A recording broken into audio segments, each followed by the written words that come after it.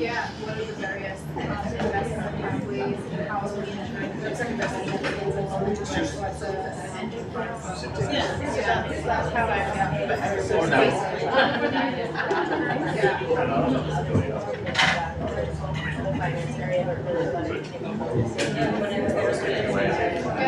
I mean, I think your role is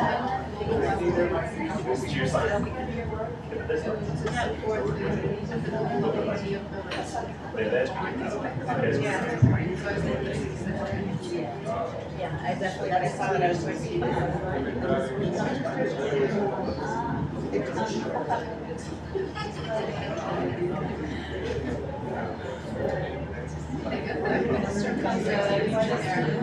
yeah, if it shows up.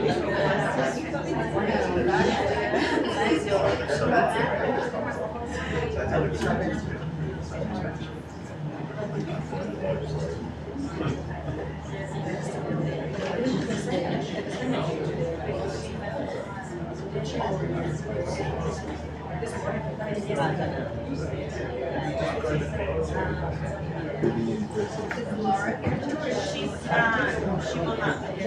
Yes, I was looking for you. I wasn't where is my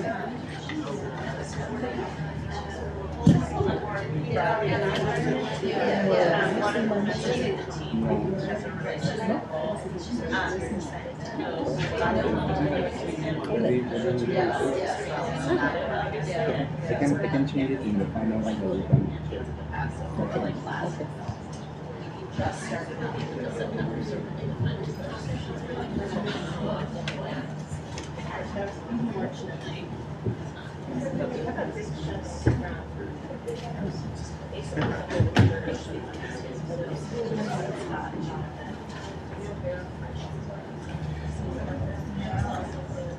Hello everyone, thank you for being here.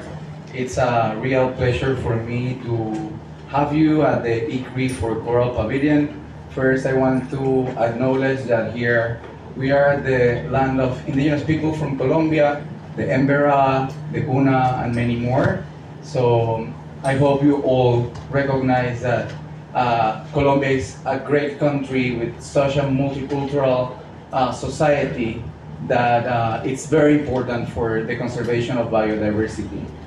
As biodiverse as the ocean and the forests are, Colombia is a country that it's as diverse as the whole planet. So yeah, please come in. I think there might be some more people arriving during the event. So thank you again for being here. And we're going to talk a very important topic, a topic that sometimes for coral is not so well understood. We're going to talk about safeguarding climate resilient coral reefs for GBF Target 3 and beyond. For those of you that don't know what GBF Target 3 is, it's what we call 30 by 30, or expanding 30% of the protected areas in the ocean in each country. So it's my pleasure to start first talking about how at WCS we are unlocking the role of climate resilient coral reefs in the global biodiversity framework. For those of you that don't know me, I am the Senior Program Manager of Coral Reef Conservation at WCS. I work with Dr. Emily Darling, that couldn't be here, but she sent her regards. WCS, when it comes to coral reef, works in 18 countries. Some of this work that we do is directly related to the reefs in terms of monitoring, for example, and some other work is related to public policy. And then we have a very important component of working together with local communities. Even though we would like to reach more countries, we have to admit that in the past, most of the work in terms of coral has been conducted in the Western Indian Ocean, in Southeast Asia, in Melanesia, in the Bay of Bengal, and now we are trying to develop more and more work in this region, in Latin America, specifically in Mesoamerica, with the work being developed in Belize. And there is some work also being done currently in Nicaragua and Honduras when it comes to marine protected areas with very important reefs. And Colombia doesn't get behind, even though WCS has focused a lot on terrestrial. We have been working in the marine realm in the last years, mostly in the Pacific, but with great intentions of working in the Caribbean, specifically in San Andres and Providencia. So, as coral bleaching events accelerate, WCS is strategically positioned to identify and advance the conservation of climate-resilient coral reefs. We are leading new science to identify a global network of climate-resilient coral reefs. We are building national capacity for coordinated long-term monitoring of climate-resilient coral reefs. For example, a platform called Mermaid that some of you might know about, and it's a platform that makes very easy for scientists to collect data and to review that data afterwards. Can you please come to the front? And then we're also identifying and conserving resilient coral reefs with local right holders and indigenous peoples.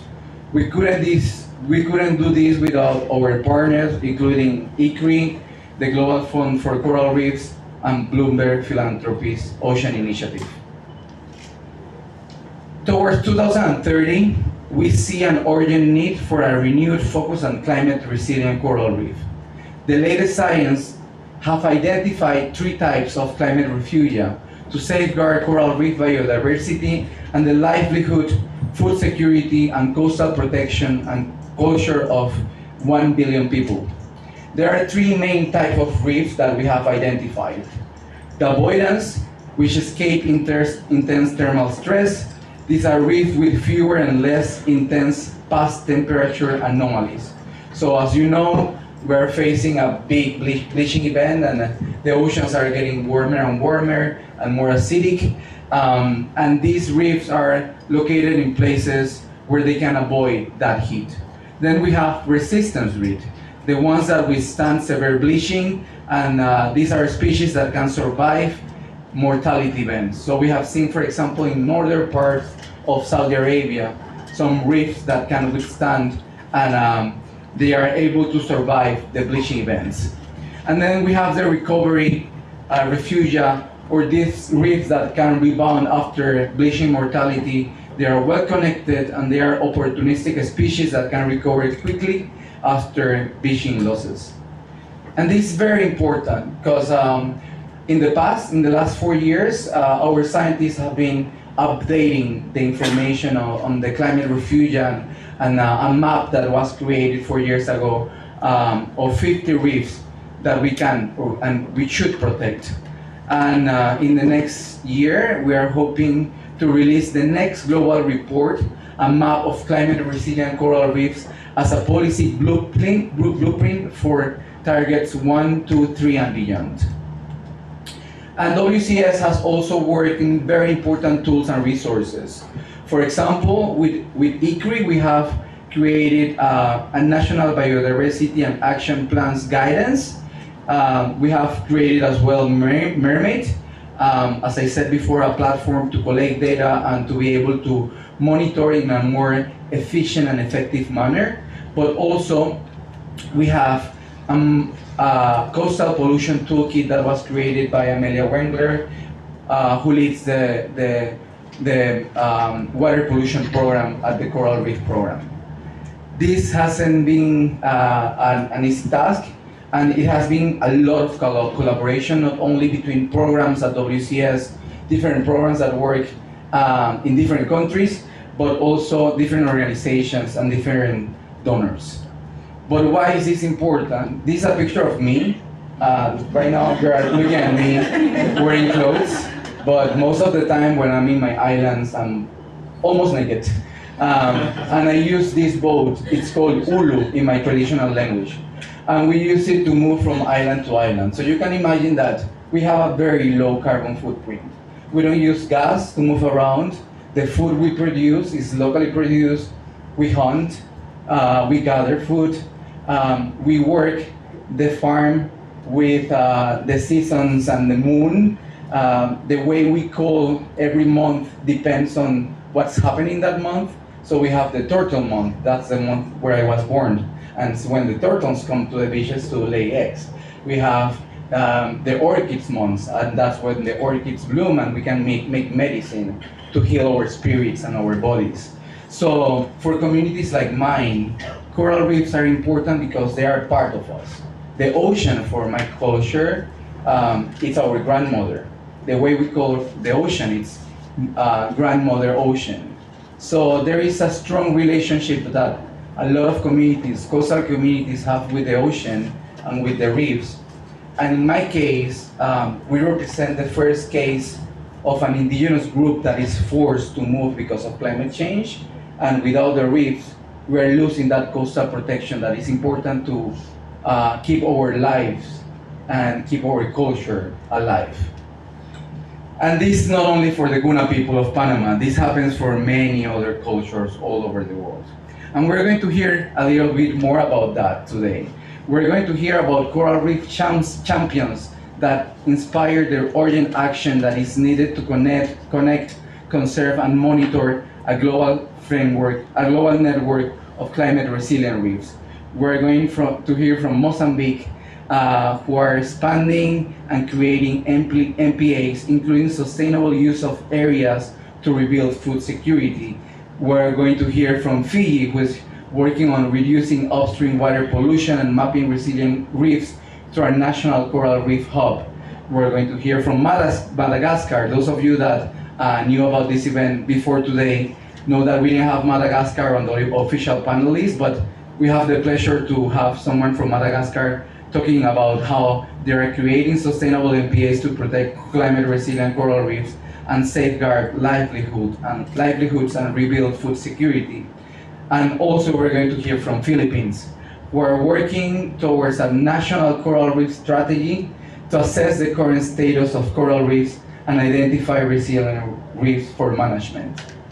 So now I'm going to introduce some of our distinguished panelists and speakers. From Madagascar, we have Mrs. Institute, a branch of the Ministry of Sea, Inland and Fisheries in Mozambique. She holds a master's in assessment and fisheries resources conservation and a bachelor in marine ecology and natural resources management at Eduardo Mondlane University from Mozambique. We're going to come with the presence of Eric Avelino from Philippines. He's in charge of the Coastal and Marine Division of the Biodiversity Management Bureau, and he's a master in sustainability science from the University of Tokyo with more than a decade of experience in partnership building and marine conservation work. We're going to also have the opportunity to hear from Mr. Sibenda Michael, the Permanent Secretary of Environment and Climate Change, the Ministry of Environment and Climate Change. This was our latest addition to our roost of panelists, so welcome Sibenda Michael. And then we're going to hear also about financing and creating the enabling conditions for conserving climate resilient coral reefs from Nicole Trudeau, who works at the United Nations Capital Development Fund, who is now leading the Global Fund for Coral Reef Strategic Engagements and Global Partnerships. She holds over a decade of experience in sustainable economy and its relationship with nature, historical site conservation, and community resilience. And then we're going to hear as well from Mr. Sesh Snresh. He's the Deputy Head of Climate and Nature at the Agence Française de Développement, where he leads efforts to protect biodiversity and adapt to climate change. With over 14 years of experiences, he has held various roles, including head of the AFD office in Iraq. And then finally, Emily Small, Director of the Program Delivery Bloomberg Ocean Fund. Emily is the Director, and she's responsible for program implementation, monitoring, and evaluation, and the strategy for coral conservation. It's a great group of people, so please a round of applause.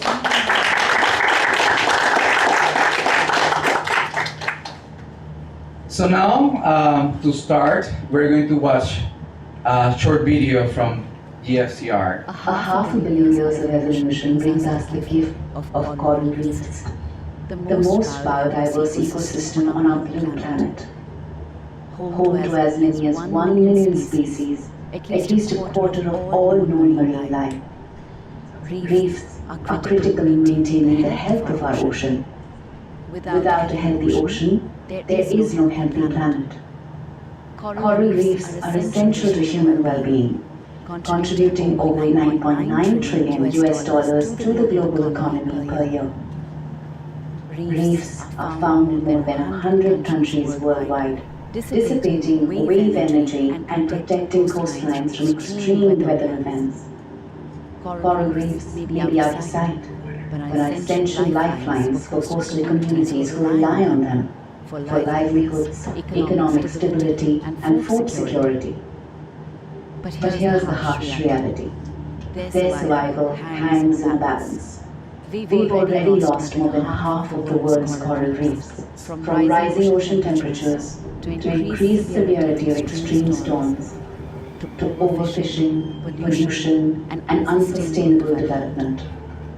Now we're undergoing a fourth mass coral bleaching crisis. The science projects that 90% of live coral may disappear by 2050. We can't let this happen. The good news is that we are learning how to best protect coral reefs through targeted investments in climate and nature action that address local threats to Earth's most resilient coral reef ecosystems.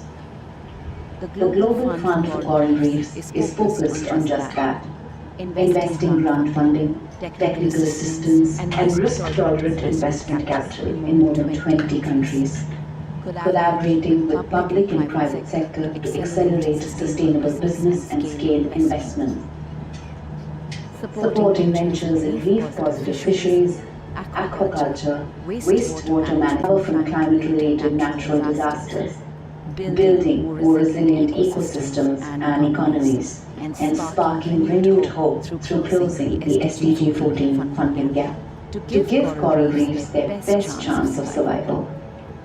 Our generation could be the first to experience the functional extinction of an entire ecosystem in our lifetime. The Global Fund for Coral Reefs gives us the opportunity to be the first generation to save one. The Global Fund for Coral Reefs is calling upon countries, private investors, financial institutions, and philanthropies to join its coalition. To support the everyday heroes who are working tirelessly to protect more than 3 million hectares of reefs, representing more than 10% of those remaining reefs. To reach this goal, the coalition is seeking to capitalize GFCR's grant investment vehicles to grow and scale work being undertaken by new ventures, where tangible and real results are being delivered. The coalition aims to leverage billions of dollars through blended finance that will benefit marine ecosystems, coastal communities, and their economies. Now is the opportunity to rise to the challenge, to take bold action to be the first generation to save an entire ecosystem and secure the health of our ocean. Our existence depends on it. Join the Global Fund for Coral Reefs Coalition today.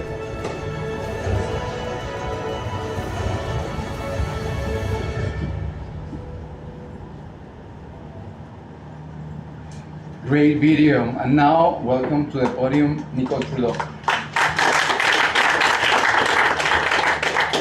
Thank you. It's difficult to follow Dewey, Dia Mirza, and Jason Momoa, but I will try. At the Global Fund for Coral Reefs, we're really aiming to scale up the work of conservation organizations like WCS and other international and local organizations through theory of change, which focuses on preventing the extinction of coral reefs in our lifetime by eliminating the coral reef funding gap.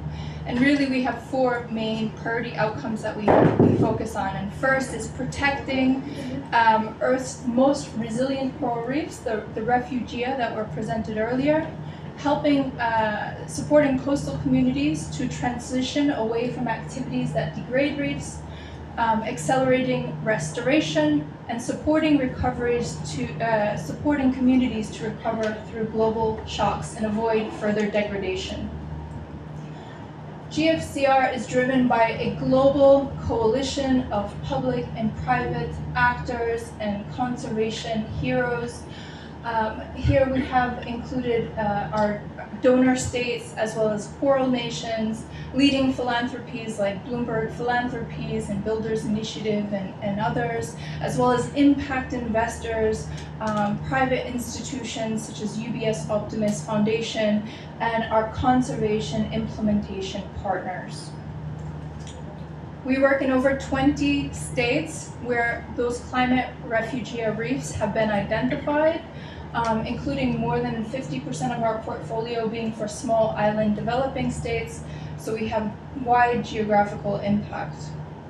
In each of these states, with our conservation partners, an analysis is done to identify what are the key local threats that are degrading the coral reef ecosystems and affecting their potential for resiliency against climate impacts.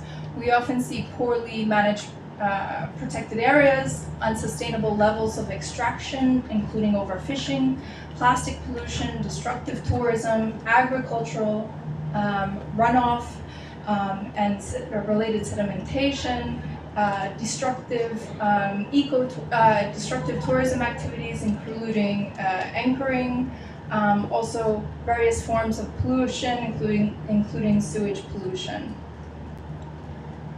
In each of these countries, through local consortiums of private and public actors, we support building of reef-positive pipelines. So here we have an integrated ecosystem approach which supports the establishment of market-based solutions, so businesses and investment vehicles that can help address those key local drivers of coral reef degradation, including marine protected area finance vehicles, sustainable aquaculture, sustainable agriculture, including organic fertilizer solutions, ecotourism businesses, pollution, enterprises affecting pollution, including plastic recycling and waste treatment. We use various forms of capital to support $1 million in private finance, and we've supported enterprises and financial vehicles that are addressing those local drivers of degradation in approximately 1.7 million hectares of reefs. But we have much more work to do. Our 2030 targets, including support for over 400 reef-positive businesses and financing mechanisms, over 30,000 reef-positive jobs, support to the resilience of over 20 million community members, and critically support for the resilience and improved management of 3 million hectares of coral reefs. So this constitutes about 12.5% of reefs remaining globally.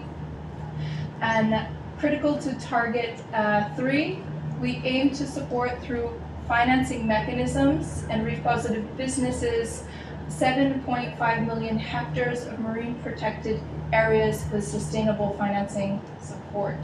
In total, we aim to leverage approximately $3 billion by 2030 for the benefit of reefs. Thank you.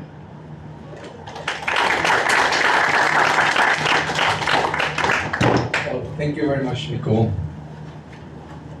And now, please welcome Mrs. Isabel, who is going to talk about what they are doing in Mozambique.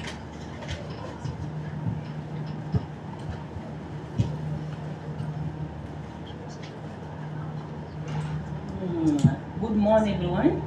So first of all, I would like to thank WCS for the support and this opportunity to share our experience regarding the progress toward the GBF related to coral reef.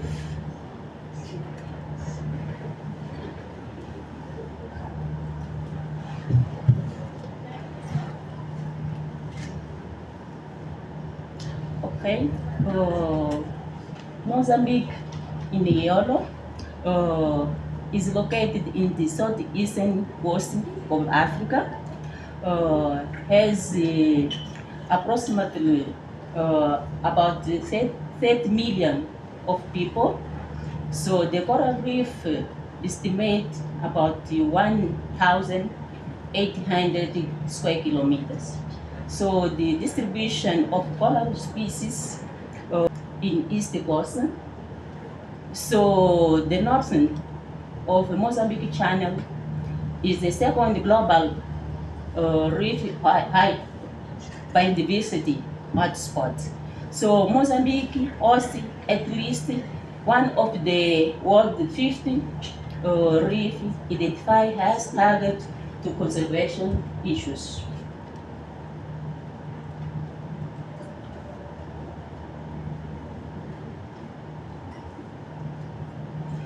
So Mozambique coastline is divided into 3 different ecoregions.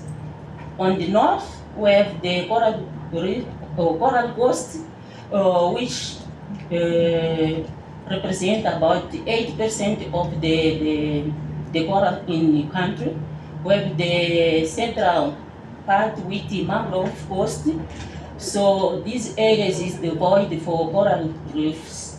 And you have in south the subtropical coral assemblage, and in Maputo Bay you can find the most and the complex biodiversity and the high latitude coral assemblage. Regarding the framework, government recognizes that the importance of biodiversity and its service provided by ecosystem, and for that is committed to strengthen the legal framework for the conservation, the marine and the coastal biodiversity. So approve different instruments, policy and strategy, and we highlight the strategy of management of conservation of coral reef. This was co-development with support for WCS and other partners. So was approved in 2022 and is currently under implementation. So what must be done to safeguard our coral reef in Mozambique? So we realized that our priority is the knowledge. We need to better understand the coral reef in Mozambique, and their value for the nation and the people. So we need to implement our strategy as a legal tool to improve our conservation. We need also to protect. Once we realize that most of the coral reef are still unprotected. So when we do this, we'll support the GPF, the different targets here through the expansion of our MPA network. So we need to reduce the dependence of coral reef resource and the service ecosystem into community. So for this process, we have some lessons. We have learned the need to recover the fish stock because we needed to urgently do action to manage better these ecosystems. We need to strengthen the social, ecological, and economic component for fisheries as a way to achieve our sustainability. So we need to have awareness in the public and the scientific community, mainly to improve our approach in Mozambique. Thank you.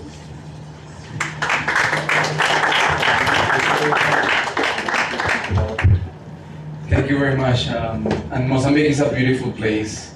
I had the pleasure to be there last year for the Marine Biodiversity Conference, and the amount of work that WCS together with the government has put to work with the communities is really remarkable.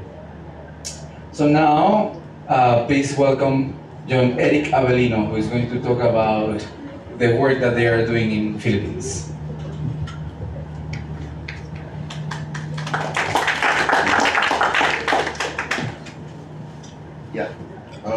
So my name is Eric. I'm from the Philippines. I work for the Department of Environment and Natural Resources. So I'll be presenting a few of the initiatives. I can go on and on when it comes to initiatives of the Philippines in protecting its coral reefs, but I'd like to highlight a few of our initiatives going on in the Philippines. I'm using this one. So before anything else, I'd like to introduce the Philippines. So the Philippines is one of the largest archipelagic nations in the earth. It is home to 1.2 million hectares of coral reefs. However, we currently only protect 6% of our coral reefs under area-based protection measures, conservation measures. But if we increase our protected areas, we see at around 80% of these coral reefs being protected if we continue to target the KMGBF targets of 30 by 30.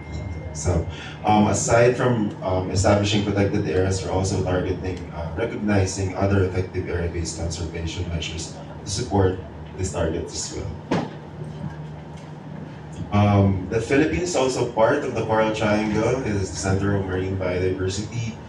Within the Philippines is also the Verde Island Passage, which is the center of marine shorefish biodiversity. So if you haven't visited the Philippines, or you're most inclined to seeing various reef fishes, that'll be the place to be, exactly where you want to be.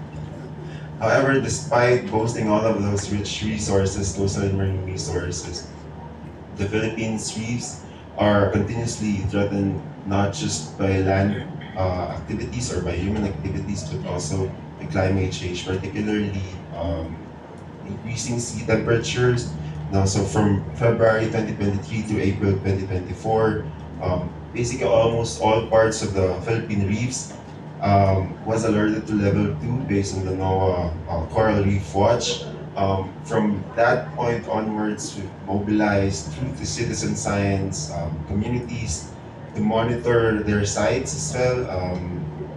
And from that, we've established partnership with the local communities and making sure that we're informed at the national government of what is happening in their lives. To address all those challenges, we launched a coastal and marine, which this is the flagship program of the national government when it comes to managing its coastal resources, which we call the Coastal and Marine Ecosystems Management Program. So we believe that managing our ecosystems is not just managing the resources itself, but also managing the people who are using these resources. So basically it covers a number of components, but I wanted to highlight some of the key actions here, including the establishment of marine protected area networks, which is basically scaling up individual marine protected areas to cover larger areas and to increase the efficiency of establishing these marine protected areas. And of course, the biodiversity-friendly enterprises, where we provide support to our local communities in order to reduce the threats in our coastal resources. Moving forward, we wanted to highlight a few directives of the national government in order to push forward in the conservation of our coral reefs, particularly in addressing science. Mozambique earlier mentioned about increasing their knowledge as well and understanding in the coral reefs, and that's what we want to do as well. Right now, the Philippines is in the process of establishing marine research stations within strategically located in different biogeographic regions in the Philippines. So the Philippines, in terms of its coastal vulnerability, was divided into 6 regions, and that's where we strategically placed these marine research stations. And right now, the Philippines has just passed a law on the Philippine Ecosystem and Natural Capital Accounting System law that will facilitate the economic valuation of reef ecosystems, guiding policy and investment decisions moving forward. Further, as part of the Philippine government's coral reef conservation program, we are also committed to integrating our research and monitoring efforts, including space science, artificial intelligence, machine learning, the Internet of Things and robotics, basically in all of our activities, increasing the efficiency of our processes and operations in the department. Further, in terms of resource mobilization, we are also exploring currently unconventional resource mobilization and financing mechanisms, a number of which is just debt to nature swaps, insurance, coral reefs insurance, of course, biodiversity credits, and payment for ecosystem services, and basically strengthening private and public-private partnerships, promoting stewardship and sustainable finance frameworks throughout the implementation of our coastal and marine resource management projects. So as part of the implementation of the Global Biodiversity Framework, we're also renewing or updating our key biodiversity areas all throughout the country with the help of our national government, other national government agencies, non-government organizations, and of course, we highlight the role of the academe in terms of updating these key biodiversities in the country in order to really highlight or to prioritize which are the areas which needs further conservation moving forward.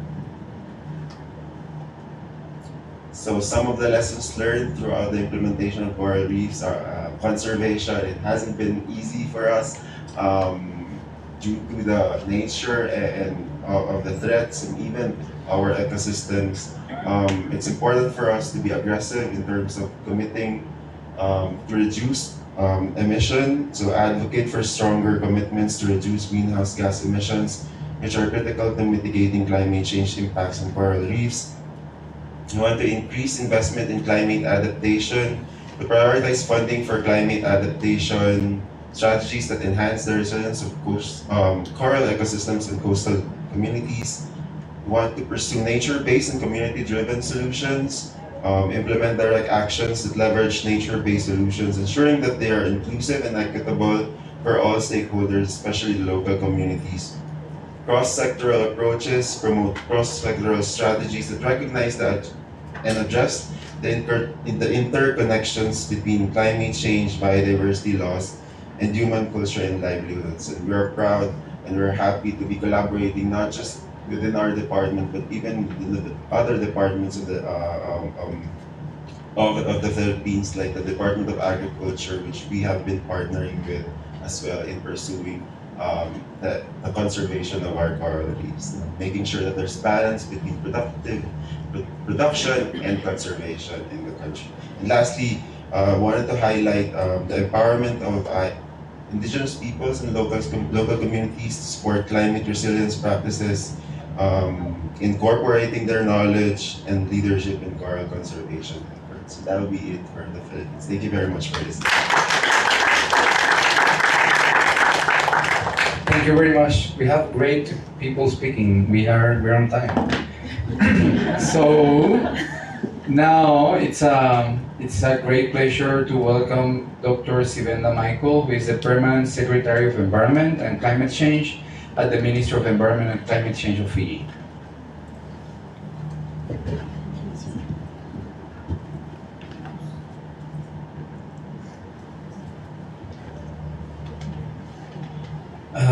Mula Vinaka, that's hello from my country. Before I start, I would like to acknowledge the traditional owners of the land we are gathered upon, and pay my respects to the elders past, present, and emerging. Distinguished colleagues, ladies and gentlemen, apart from being known as the Permanent Secretary, commonly known as Michael, I hail from the third largest island of Fiji, from the province of Tavini, that is home to one of the most beautiful coral reef systems in the world.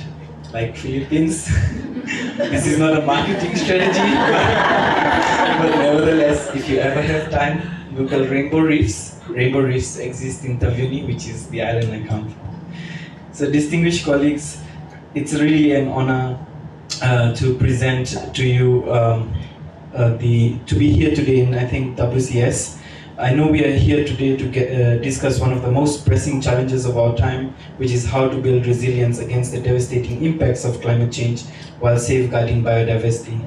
I'm especially pleased to be part of this critical conversation on coral reefs, which are not only vital to our ecosystems, but also essential to the livelihoods, cultures, and futures of millions of peoples around the world.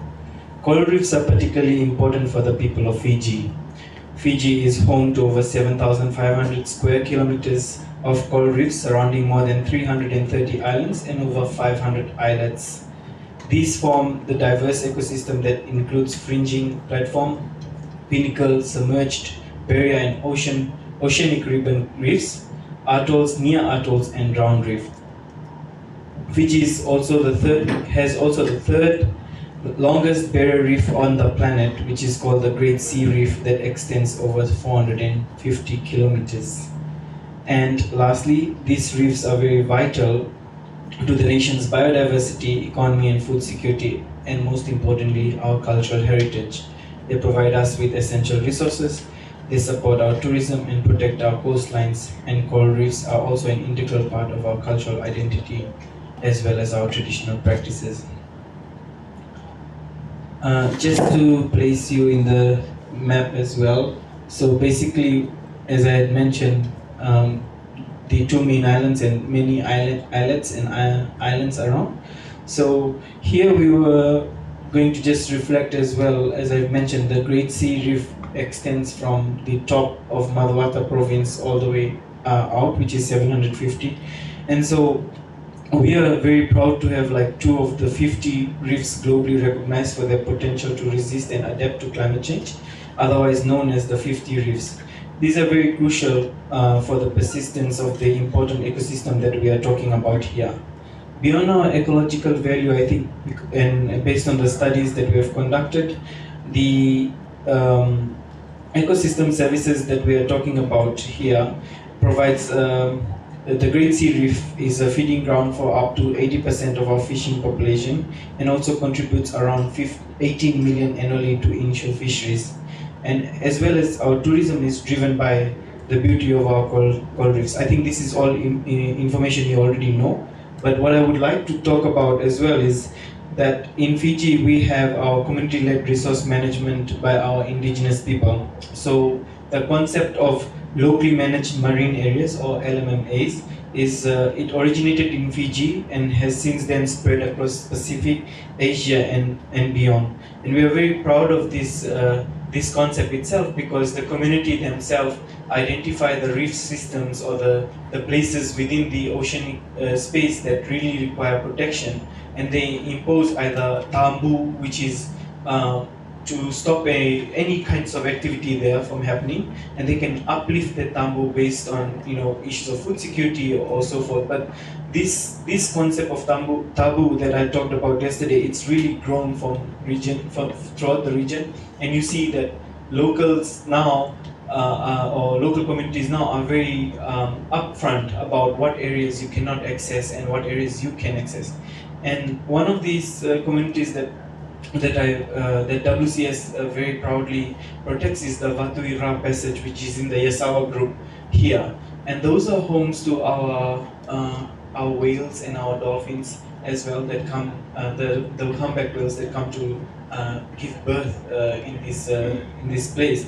So I think it's really important that the community leads the process and helps us as the government to try and champion the types of tourism ecosystem services that can be provided in these areas, the types of ferry services. So we are also guided because we only have so much arm's reach to try and do the work that we're doing, and so we really need the community to take lead, and that's why I really appreciate this as well. This is all common knowledge, so I'll just go really quickly into the national implementation of our GBF targets. So as I had mentioned, we are fully committed to safeguarding our vital ecosystem. Our national targets are strategically aligned to Fiji's critical ecosystems, and we are looking at our 3 targets. So we're currently revising our NBSEPs and have submitted our 21 indicators to CBD Secretariat. The national targets 1 through 3 are strategically aligned to protect our critical ecosystems, including coral reefs. NT1, which is around planning and managing nationally prioritized marine areas to reduce biodiversity loss. The second is around restoring 30% of our degraded ecosystems, and the last one is around ensuring that 30% of our priority land, water, and sea area are effectively protected. We also are very proud to say that we've established the first ever national hub of coral reef conservation, and I give credit to the director of WCS Pacific, Paul. It's your appreciation to him as well, because he championed this concept, and we know a lot of initiatives exist out there, but there is one centralized system that really helps us to coordinate and advise any type of coral reef conservation efforts, and we're happy to share these learnings with anyone else that's interested. This is a very interactive platform for our coral reef conservationists, and they share their work, also a lot of research that's done, not only locally but internationally, and this has been supported through our Jeff Sever Coral Reefs project. This is how the structure looks like. So there's a lot of independence of this Fiji National Hub for Coral Reef Conservation. They work with the 2 technical groups, and they also have the Global Knowledge Unit, which is the WCS unit, and they report to our National Ocean Policy Steering Committee, which is basically technical level, not permanent secretary level. So these colleagues are basically across the ministry, look at all the ocean initiatives in the country, and then they report to the National Climate Change Coordination Committees, where the decision makers are sitting and making the decisions of which initiatives should be implemented and prioritized. So in terms of next steps for us, very quickly, we would like to develop our national plan for conservation of coral reefs through the hub. Our GBF targets are very crucial in guiding our collective efforts to protect these vital ecosystems, and the government will convene the National 30 by 30 dialogue to foster consensus on advancing the GBF target, including those relating to coral reefs. Like Philippines, we have had a very difficult time to talk about 30 by 30 targets, because we do have to. Also, the percentage of inshore or LMMAs is very little. It's only accounting for 1.8%. So we have to look at offshore protection, and what does that mean? It's a battle with the industry. So we have to always around those, like my brother here, mean a lot to me. And the work that our colleagues in Madagascar are doing. So please, Tahiti, can you come?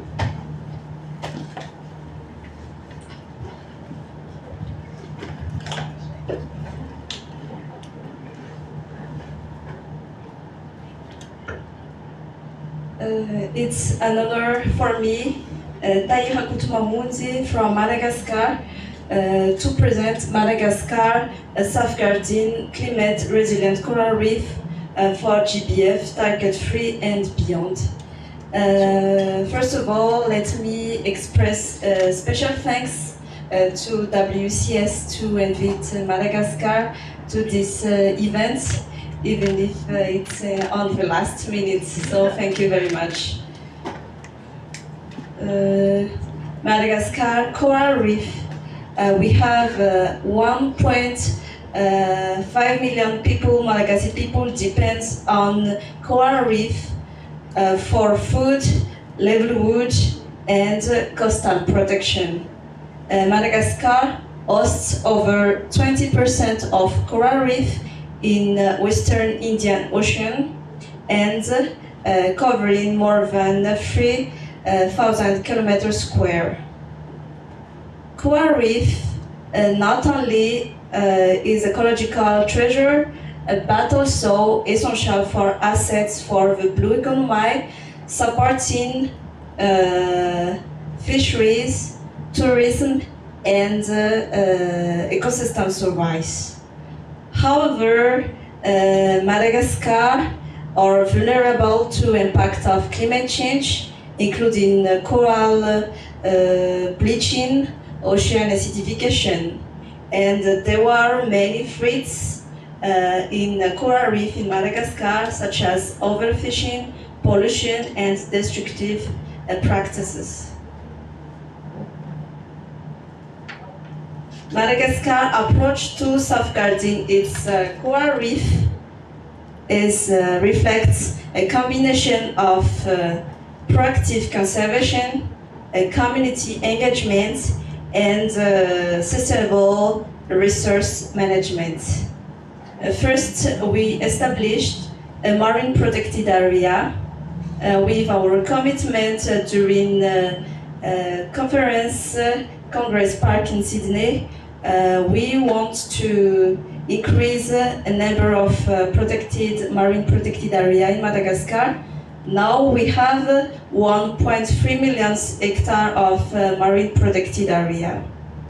Marine protected area play vital role to protect our coral reef and play crucial role to mitigating impact of climate change. After that, a sustainable resource management initiative. Through LMMA, like other countries, Madagascar improve coastal community for management of coral reef by capacity building in terms of monitoring, management, and sustainable livelihood. Eco-friendly fisheries technique also. Next, coral restoration and collaborative partnership. Thank you, Jeff Sierra, with different countries present here, Fiji, Tanzania, Solomon Islands, and Philippines also. We work together to develop a big regional hub for coral reef. And it's very interesting because we share our value, we share our experience, and we need to facilitate a monitoring to develop a knowledge unit to help us a global monitoring and education awareness campaigns. We have a National Day for Coral Reef in Madagascar on June. We celebrate this day to enhance the importance of coral reef, to promote responsible behavior, and we engaged youth and children to do these events. Community involvement and traditional knowledge also is very important in Madagascar. Our conservation efforts are anchored in community participations. Madagascar local community play a central role in coral reef management through LMMA. Their traditional knowledge and practices contribute significantly to sustainability and resilience of this ecosystem. So, by involving indigenous people, we are building not only climate resilient ecosystem, but also socially inclusive solutions that empower our community and strengthen their livelihood. So, a collective call for action is very important to achieve GBF targets. So, coral reefs are essential to marine biodiversity, climate resilience, and community well-being. Through collaborative efforts with global partners, such as a project developed with Jeff Coral Reef, we can improve our coral reef management. It's important to collaborate with government, private sector, and civil society. We are committed to ensure this ecosystem thrive in the face of climate change.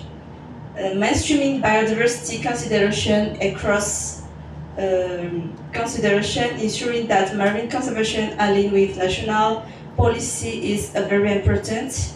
And the last but a big challenge is mobilize resources and innovative financing, including private and public partnership to scale up reef production. So at the end, together let us to turn the tide for coral reef and secure a sustainable future for generations to come. So that brings me at the end of my presentation. So thank you for paying attention. Amazing, we're on time. And we're going to have a session for questions. So start thinking about your question, and I'm going to pass my phone so you can raise your hand at some point if you have a question, and you can write it here and I can read it afterwards.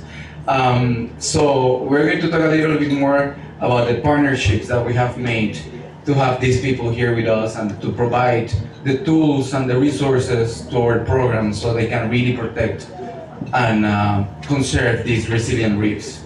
And for this, we're going to welcome Mr. Serge, who is going to talk a little bit about the work that France is doing and how we're having a look towards the UN Ocean Conference and France's commitment to climate resilient coral reef. Thank you. Try to stick the 8 minutes. Everybody has been very disciplined. So I'm Serge Snresh, the deputy head of French Development Agency Climate and Nature Division.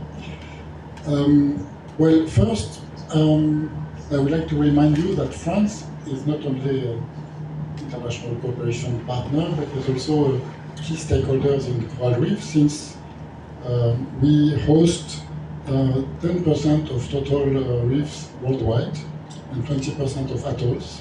So we are a significant stakeholder with 1 million people, 12,000 companies, and 500,000 jobs linked to coral reefs in France, especially in our overseas territories.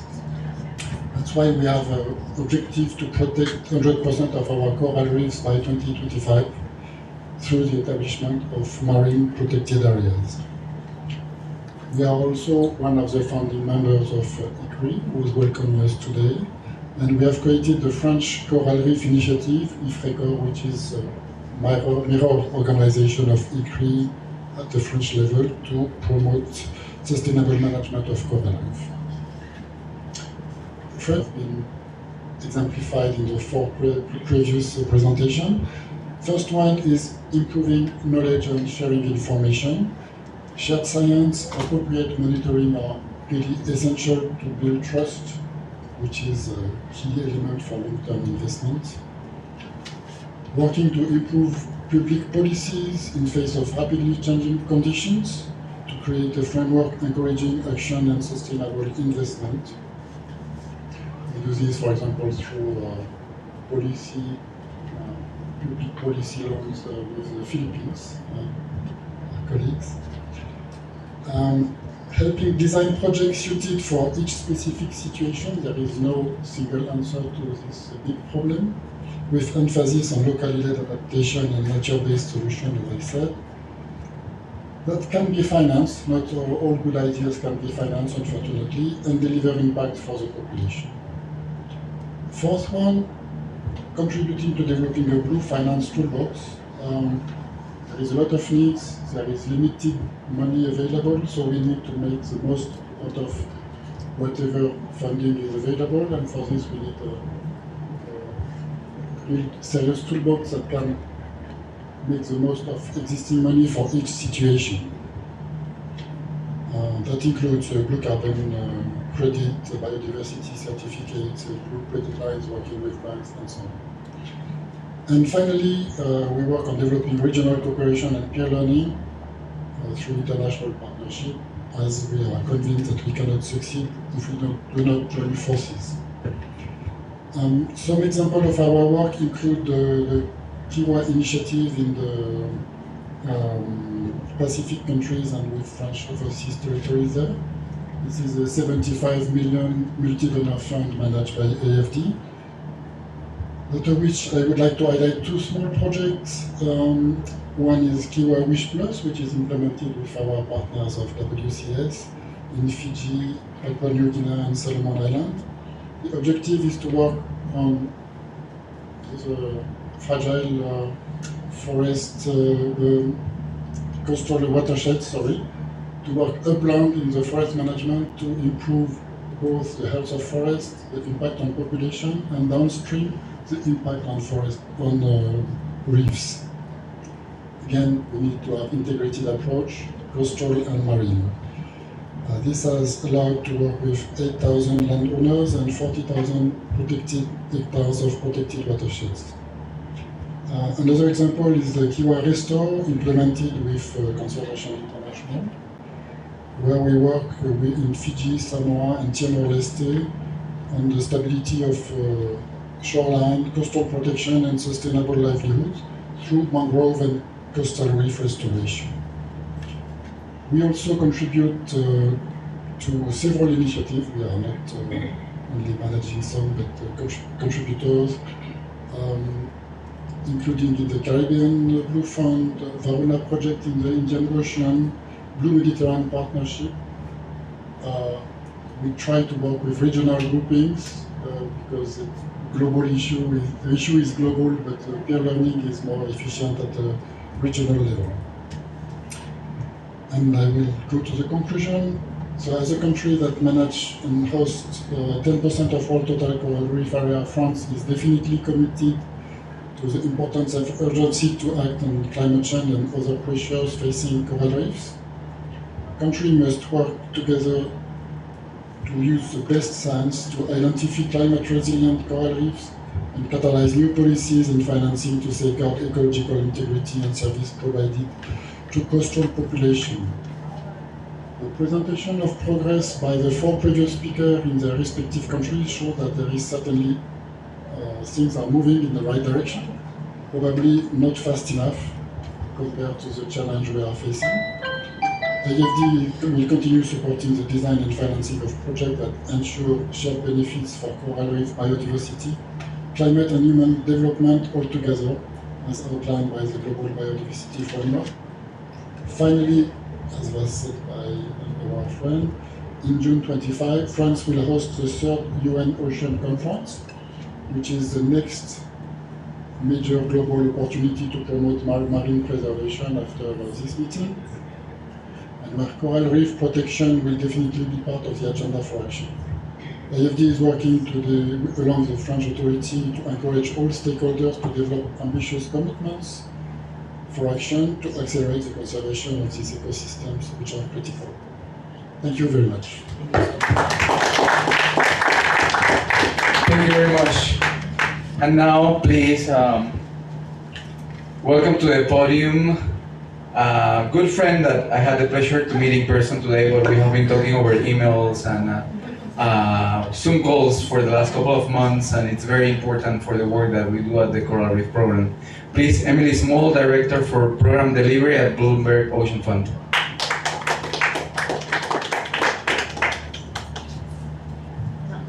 So the good news about being last is many have already made many of the points that I plan to make today. I'm really thrilled to be with all of you today and to be speaking alongside such an esteemed panel, close partners in WCS and the Global Fund for Coral Reefs. I'm thrilled that we're supporting work in, I think, every one of the countries that was represented. I was about to say this morning, but I guess now it's this afternoon. So the Bloomberg Ocean Initiative has a strong focus on galvanizing ambition and supporting the global target to protect and conserve at least 30% of the planet's ocean by 2030. Our grantees work in partnership with communities to implement effective coastal habitat conservation measures and promote formal policy support for community co-management of marine ecosystems. It was really great actually to hear firsthand more about what's been happening in Madagascar, Mozambique, Fiji, and the Philippines. I spend a lot of time thinking about the work you all do and sort of reading it, but hearing it directly from you, being in the same room, not just reading an article on the internet, or hearing on a Zoom call was just a fabulous opportunity. You've all been true leaders in reducing threats to coral reefs and prioritizing the communities who depend on them, and also prioritizing the latest data and science as you develop and implement plans to meet the targets you're setting in the national biodiversity strategies and action plans. By this point, actually, we haven't talked a lot about it, but, well, we have, that's right. The next point, I was going to talk about the bleaching event, which we haven't been talking about a lot here, but I think we're all pretty clear that coral reef ecosystems are critical to the health of the planet and its inhabitants, supporting over a quarter of all ocean life and food and livelihoods for 1 billion people. At Bloomberg, we use the 50 Reef Study, which you've heard about from a couple of our presenters from Fiji and Dewey, to set our coral conservation priorities. Developed in 2018, following an economic theory called modern portfolio theory. Don't ask me to explain it. The study identified a balanced portfolio of reefs predicted to be more resilient to climate change based on their location. If protected as a portfolio, the survival of these reefs gives greater hope for the survival of all coral reefs. I know I'm recovering some of the ground from Dewey's presentation, but people who know me know that I always say repetition breeds familiarity. So I figure the more times I say it, the more times it'll just become second nature for all of you as well. Partners like WCS have really have had great success in improving coral health in some of these reefs by mitigating threats like poor sanitation through improved management of watersheds in Fiji. The program that both the representative from AFD, Fiji, and Dewey have spoken about earlier. Bloomberg provided some of the initial funding for the Fiji Wish program, and we are thrilled to see that support has increased to the program in Fiji and expanded to Papua New Guinea and the Solomon Islands with support from the Kiwa Initiative and from AFD. We are also supporting WCS to expand the 50 Reefs data set to include not just avoidance, but also resistance and recovery reefs. We found this science to be a powerful tool in helping us to identify the most critical places to support work on the ground. And I know the team at the Global Fund for Coral Reefs also uses this study to support their scoping efforts. So now I talk about the bleaching event, which we haven't touched on a lot in this room, but we've talked about the challenges of conservation, and climate has definitely been in that space, but the recent report from NOAA that Nicole shared with me a few days ago that currently experiencing 77% of the coral reefs, world's coral reefs and counting, still expanding, are currently being subjected to bleaching level heat stress. So we need to continue to do everything we can to mitigate the threats of climate change to these critical ecosystems. We all, I think it's nice to speak with a friendly crowd. I think we all know that a key part of helping these reefs is going to be fighting the other threats like fishing pressure, water quality, the other things that are threatening their health. As countries are finalizing and submitting their MBSAPs and beginning to implement their plans to meet the GPF-aligned conservation targets, it's critical that they are ensuring these plans and strategies are informed by the latest coral data and science, and that the most resilient reefs are being protected and equitably conserved. The governments of Madagascar, the Philippines, Fiji, and Mozambique are absolutely leading the way, demonstrating how policy can be informed by science and data to ensure that the right places are being targeted. And we're thrilled to be supporting specific efforts to advance data and science and planning as part of marine biodiversity conservation in Fiji and the Philippines right now. 70% of all ocean biodiversity is located in coastal zones. I laugh because I'm saying these facts that you all know, but it's good to say it out loud. 83% of coral reefs are located in these waters. Coastal protected areas won't have the largest numerical gains when it comes to meeting 30 by 30, but they are critical for protecting and equitably conserving some of the most biodiverse ecosystems in the ocean and on the planet. To keep the global biodiversity target, not just in number and spatial extent, to meet the global biodiversity target, to actually secure the future of the most biodiverse ecosystems, it's critical that we do everything we can to protect these reefs and maximize the protection of coral reef in NBSAPs and ensure the pathways exist for 30 by 30 spatial planning processes to be informed by the latest coral data and science. We must ensure we are doing everything we can to secure the future of coral reefs and the billion people who depend on them. And I really, again, want to thank the governments represented here for leading the way, setting the path for the rest of the world to meet this critical call to action. And with that, I pass it back to Dewey. Thank you very much. Yes, a big round of applause because we're on time. And we're going to be able to have some questions and answers in a minute, but first I want to call Tom to the podium. Tom and Margot have been great at putting all these pavilion together and all events happening here, and they're also a great support for countries and organizations that are working in coral reef conservation, and I think Tom's have an important message to share. Thank you very much, Dewey, and nice to see you all. And I was stood at the back just WhatsApping Dewey as I really need to say something. Can I have the mic? Still some minutes. But firstly, I'd just like to welcome you all to the Pavilion, hosted by ICRI, and only with the support of all our amazing sponsors that you can see on the wall. But importantly, thank you for giving your voices and times for coral reefs at this COP. I know your time is valuable, but also so are coral reefs. And very quickly, the International Coral Reef Initiative is 102 members, 45 countries, and it's consistently growing. There are people in the room that are members, there are people in the room that are not members. So if you are interested in joining, then please do come and speak to Margot and I at the end.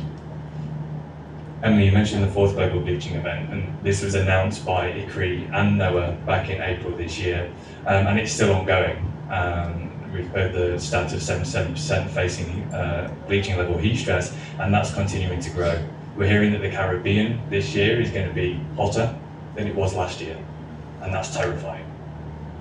So it's clear that we need to continue to act for coral reefs, and while we're here at the COP16, and we all know that one of the key mechanisms for implementing the GBF is NBSAPs, and my important message, I guess, is that ICRI stands ready to support countries in implementing. So if there's any countries that are struggling with that, need resources, need support, ICRI is here and available. We have a roundtable on Friday at lunchtime. If you're interested in joining, it's informal to learn, exchange knowledge. You are more than welcome to come and join us.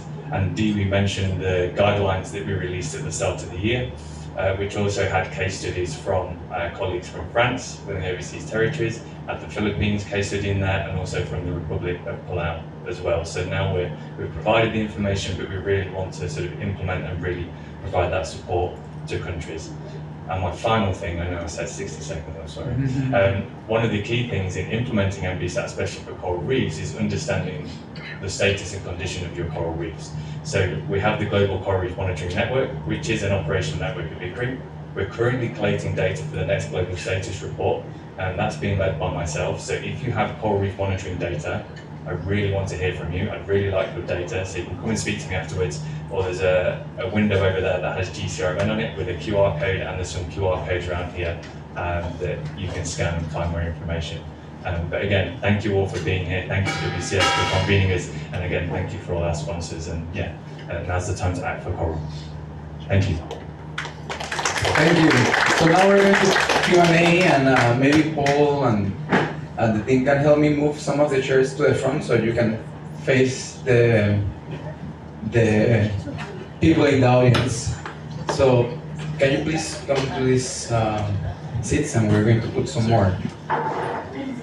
If you have a question, this is your time to raise your hand, and I will come to you quickly. Anyone with a question?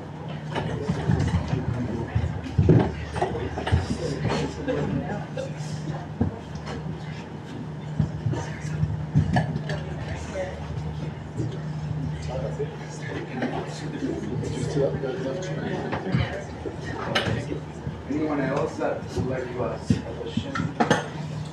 Have time later to talk more. I'm going to leave you my contact, so if you have any question in the future or you would like to collaborate or see any possible collaborations, we can continue a conversation for sure.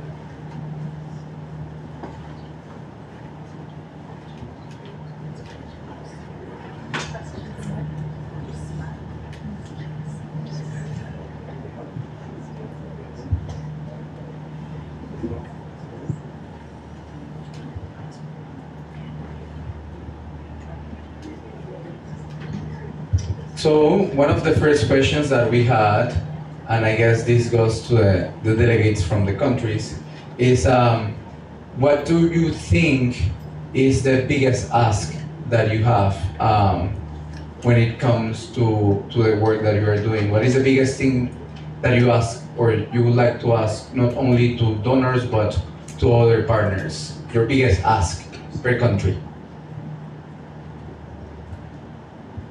So for us would be the access to resources and a timely access to resources. I think one of the biggest challenges in any work across biodiversity is that the scale of funding that's available is very small and it's very pocketed, if I may say that, Emily. that you don't have the same level of access or availability as the UNFCCC mechanisms or others, and so we really call for that it is an equal convention like any other the other two Rio conventions. So access to resources should be fast, so that not only our partners can support us in a timely manner, but we as a government can be able to tap onto those resources to try and do the necessary, such as alternative livelihoods for those that are going into protection. The other, if I may, just one more, is on the one of the main requests for us is because of our geographical sparsity in location, it's very hard to complete marine spatial planning to live up to the expectations of what's there and what is missing. So we do need a lot of joint collaboration. A lot of partners tend to work in silos. So I thank people like Paul for setting up the hub, but the hub needs to be resourced so that we can deliver jointly all of this marine spatial planning that we plan to do. Thank you. As far as I'm concerned, I think it's important, global partnership is very important. First, for capacity building for our local communities and our researcher on coral reef and in marine sciences. After that, we need to develop a global knowledge unit to share a methodology and to develop a good standard for monitoring, for ecological monitoring and knowledge share. And I think it's also important to find a good solution for financial to develop a mechanism fund to help us to promote our coral reef. And finally, it's important to share in a big platform like regional hub our experience and our best practices, and you can share different experiences of other countries. Thanks. I think I re-echo most of the points that they've raised, especially on the financing part. But I wanted to highlight as well more on scaling up the monitoring and assessments. So it's very difficult to do monitoring and assessments for coral reefs. It takes a lot of effort and time, doing a lot of dives, but really technology is one thing that we want to adopt in the Philippines. And also monitoring and assessments leading to the evaluation of these resources, basically making sure that coral reefs are valued at the same line as any other resource or natural resource that we have in our country, and making sure that coral reefs are taken into consideration when it comes to sustainable development. So in our case, we try to improve our NPA network. So the big challenge is to have the financial mechanism to do this. So in our experience, when we are developing the strategy, we have successful for this process because we involve a different partner. So this is a way to do the implementation also, because we learn each other to do better the issues. So another challenge that we have is the monitoring program, because we have a lack of data, and a use of data is in different institutions. We need to have some approach to join this data among the government. Thank you very much. And the next question is for the Global Fund for Coral Reefs, and they want to know if there are examples of biodiversity-friendly businesses as touched on in Philippines presentation and involving seaweed aquaculture to reduce acidification or similar ones. Sure. Okay, I was going to give an example of an aquaculture project that's tied, enterprise that's tied to an MPA finance vehicle. Let me start with that one. So in Tanzania, on Pemba Island, we have a program that's led by Blue Alliance that has set up a special purpose financing vehicle for a marine protected area in the northern region of Pemba, and there are several businesses that have been set up and are receiving grant funding, but also concessional debt, so very low interest or no interest loans through this financing vehicle. They then build an agreement with the financing vehicle to return back revenue into the financing vehicle that then supports rangers and enhanced management of the protected area.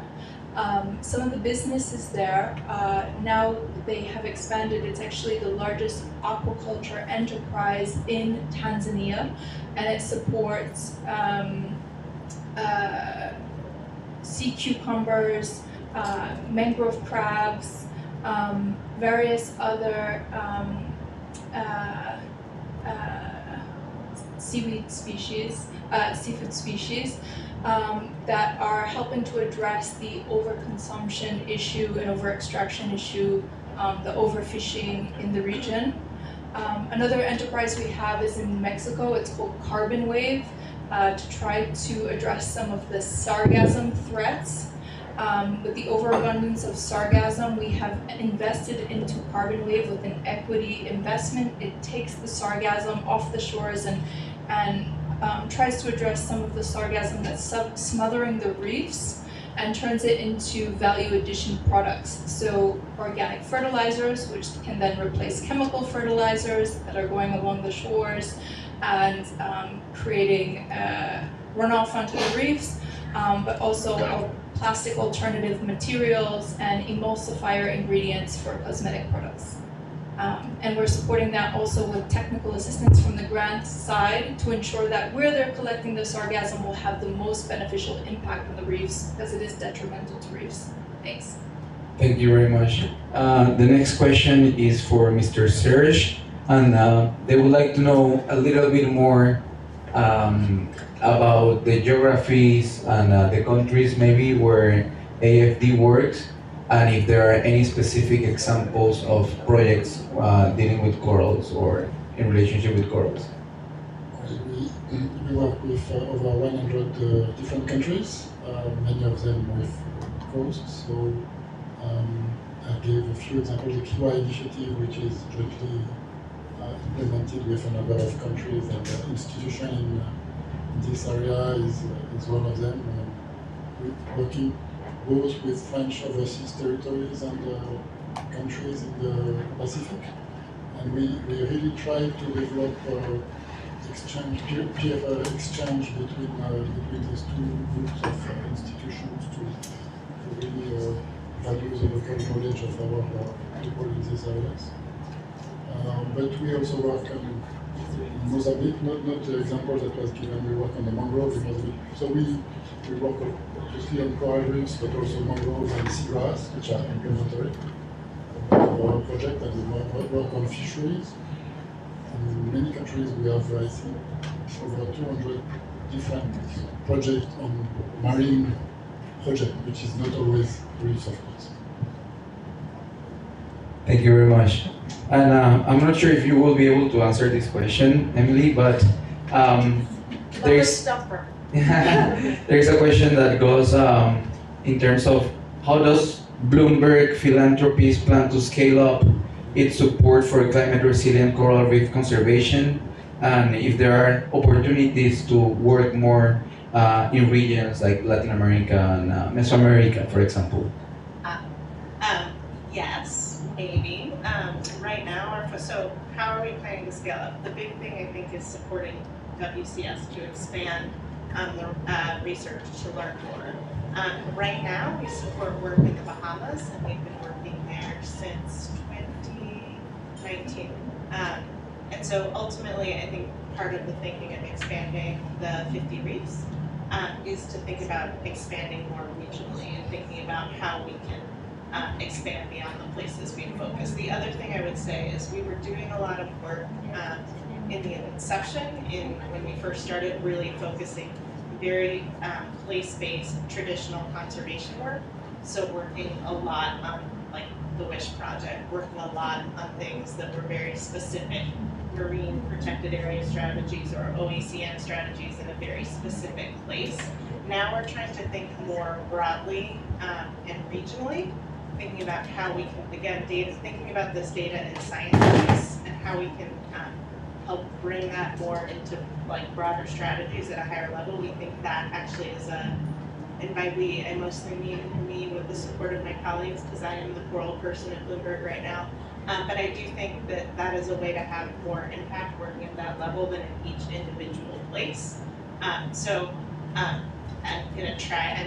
thinking right now about the Western Indian Ocean and the Pacific as sort of my starting points, just because we have some relationships there and we have some existing 30 by 30 projects. I'm trying to also tie coral more directly, not make it such this niche and special thing, make it really part of the broader biodiversity efforts. So hopefully we'll figure it out, especially working with the teams in Fiji and the Philippines, kind of setting those. Thank you. Yes. So can we take a picture, all of us?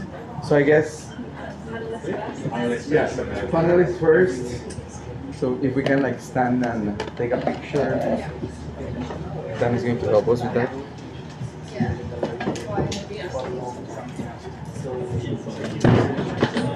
Everything keeps falling here. It's such a small space.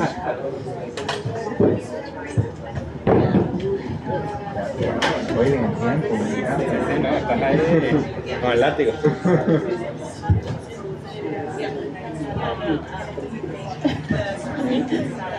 You have it? Really nice. Yes. So, yeah.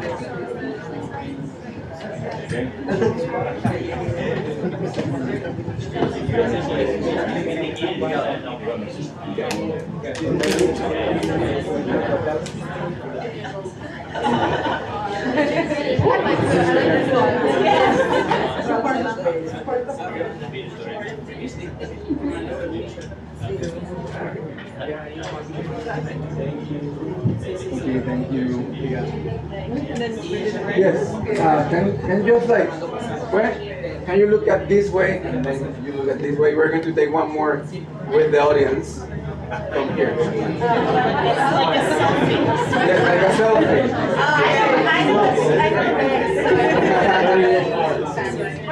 Yes. And then we're almost done. Yeah. Like a selfie, but it's actually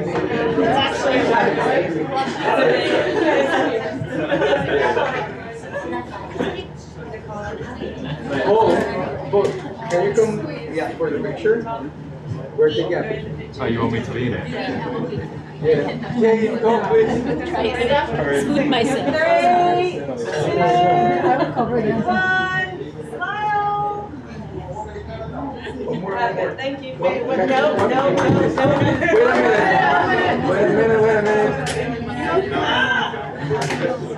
Now.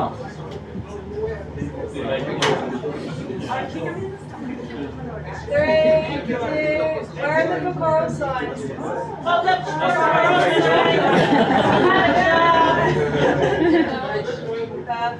Thank you. Thank you.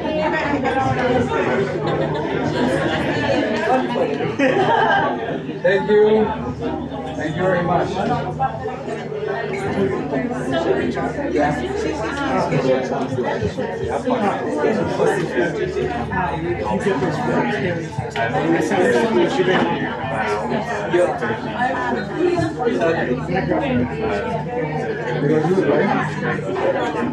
I recorded most of it. My phone ran out of space. Sorry? Yeah. Here.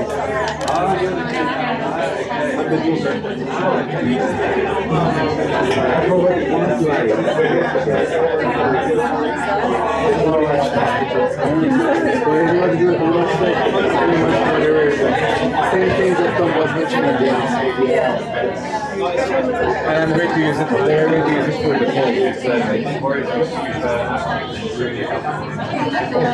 I need to save that version in my USB.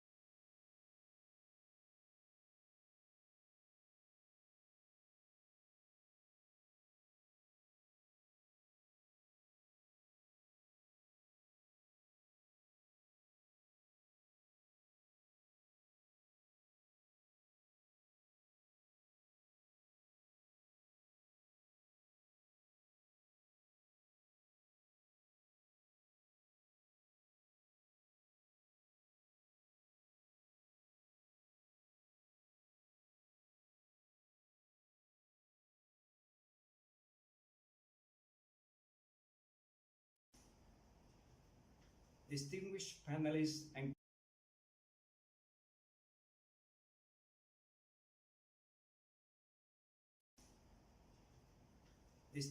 panelists and guests, dear colleagues, I am honored to join you today to discuss the preliminary outcomes